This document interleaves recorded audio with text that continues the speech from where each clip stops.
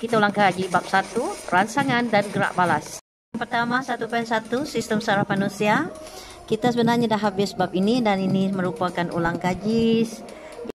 Untuk sistem saraf manusia ni, ia merupakan satu sistem kawalan yang penting dalam koordinasi badan. Selain penglihatan, pemikiran, pergerakan badan, sistem saraf manusia juga mengawal dan menyelaraskan fungsi organ dalam badan dan mengekalkan keseimbangan persekitaran dalam melalui suatu proses. Ini merupakan gambar bagi otak. Struktur sistem saraf manusia, kita ada sistem saraf pusat dan juga sistem saraf periferi. Cikgu akan tunjuk menggunakan pensel rajah dan rajah ini cikgu cuba besarkan. Itu dia. Kalau sistem saraf manusia ni ia terdiri pada otak dan juga saraf tunjang, di mana otak biasalah kan yang seberat 1 kilogram lebih yang kita simpan hari-hari itu tak boleh ditanggalkan pula tu. Bersambung di bahagian bawah ini adalah bahagian yang dipanggil sebagai saraf tunjang, dan di bahagian bawah otak ni sebenarnya antara saraf tunjang dan juga otak kita ada bahagian medulla oblongata . Jadi sistem saraf yang dipanggil sistem saraf periferi ini merupakan saraf sisi saraf yang daripada organ deria. Kita ada beberapa organ deria, kemudian saraf itu akan dibawa sama ada ditafsirkan di otak ataupun sampai kepada saraf tunjang sahaja.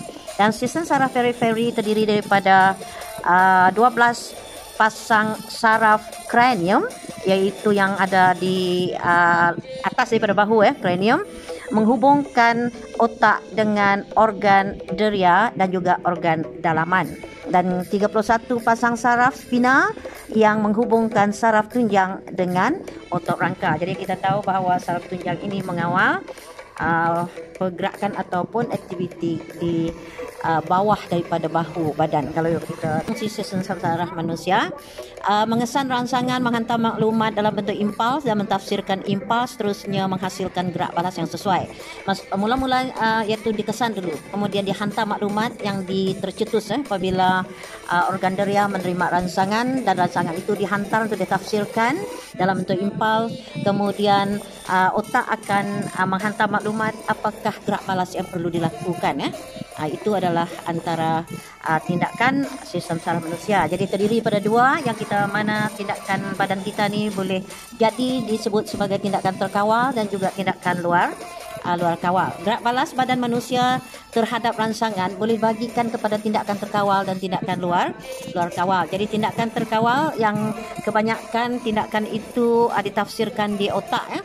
Tindakan disedari kemudian dilakukan mengikut kehendak seseorang. Semua tindakan terkawal dikawal oleh otak. Contohnya tindakan terkawal termasuklah membaca, menulis, bercakap, nak mengajar ni semua tindakan terkawal kan.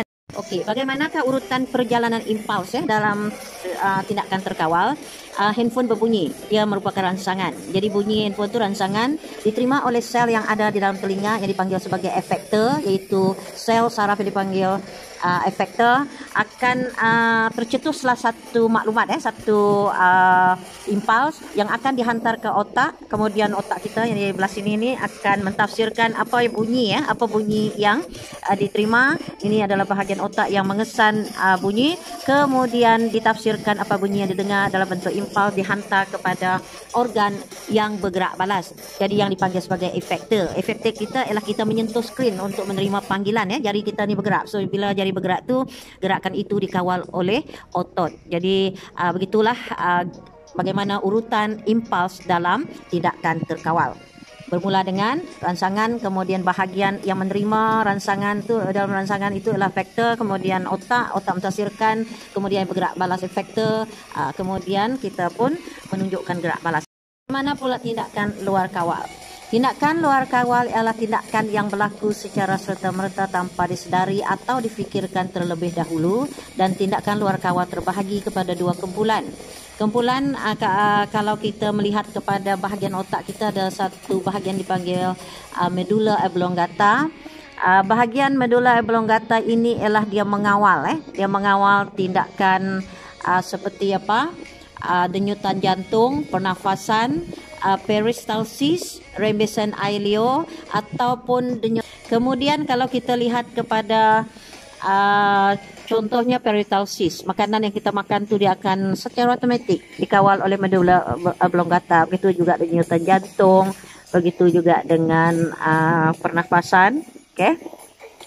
Kemudian tindakan luar kawal yang melibatkan sistem saraf tunjang pula ialah contohnya pergerakan. Banyaknya contohnya menarik tangan apabila tersentuh benda panas, menarik kaki apabila terpijak benda tajam, atau bersin apabila habuk masuk ke dalam hidung. Jadi itu tindakan-tindakan yang dikawal oleh sistem saraf tunjang yang kita panggil tindakan itu sebagai tindakan refleks. Okey. Jadi itulah dia tindakan. Kalau tindakan luar kawal atau tindakan refleks ini, contohnya jari tangan kita terkena benda panas, maka tercetuslah impuls yang akan dihantar oleh sistem saraf deria daripada deria ni. Kemudian kalau kita lihat impuls ini kan, dia akan pergi ke bahagian saraf tunjang tanpa melalui otak, tanpa difikirkan. Kemudian saraf tunjang menghantar impuls apakah yang harus dilakukan oleh, kalau tangan otot bicep tricep kita akan mengejut mengendur untuk menarik tangan daripada benda panas. Begitu juga dengan otot-otot kaki akan menjauhkan diri daripada benda terpijak benda tajam. So, kepentingan rangkaian sistem saraf manusia dalam kehidupan harian kita ialah berfungsi mengawal dan mengkoordinasikan organ dan bahagian badan supaya dapat menjalankan proses dalam badan seperti pernafasan, aktiviti harian seperti pergerakan badan. Sistem saraf yang terjejas lazimnya menjadikan seseorang itu lumpuh, sementara lumpuh separuh atau lumpuh keseluruhan. Itu adalah kepentingan sistem saraf.